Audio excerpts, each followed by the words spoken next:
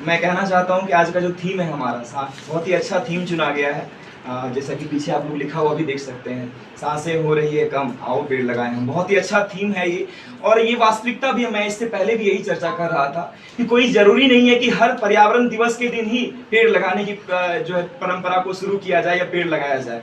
हम हर दिन एक ऐसा इनिशिएटिव ला सकते हैं, क्योंकि समय की मांग यही है कि हमारे आसपास, हमारे सराउंडिंग्स में ज़्यादा से ज़्यादा पेड़ हों।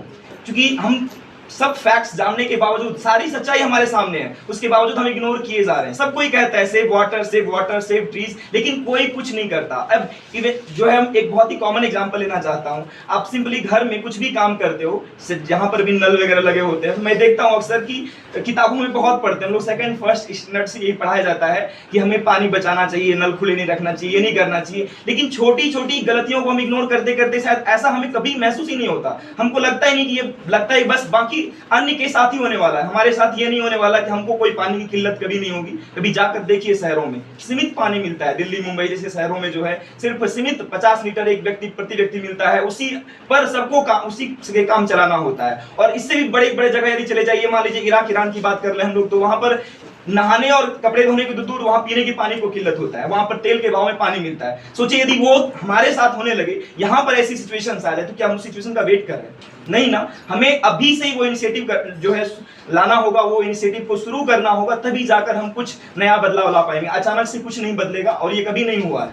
इसीलिए जहां तक बात है, और चूंकि जो खास मौका है, मैं तो यहाँ पर पर्यावरण के विषय में बोलने लगा, और चूंकि आज सुबह से मैं इस बात पर चर्चा कर रहा हूँ कि जो है आज हमारे संस्थान का जो है 3रा साल पूरा होता है। सफल कह सकते हैं, चूंकि अक्सर बनाव और आपसी तालमेल बहुत कुछ मायने रखता है, और बच्चों और शिक्षकों के बीच का संबंध, सब कुछ जो है उसी से एक संस्थान चलता है। और वहाँ पर की पढ़ाई कैसी है, और भी बहुत सारी चीजें मायने रखती है।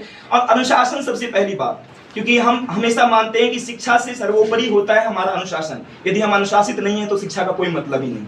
यदि एक अनुशासित तौर पर हम काम कर रहे हैं अपने जीवन में, हम अनुशासन पहले हमेशा उसको प्राथमिकता देते हैं। कारण यही है क्योंकि हम कोई भी काम यदि अनुशासित होकर करते हैं, तभी जाकर हमें सफलता मिलती है। बहुत ही ज्ञानी है, कोई फर्क नहीं पड़ता।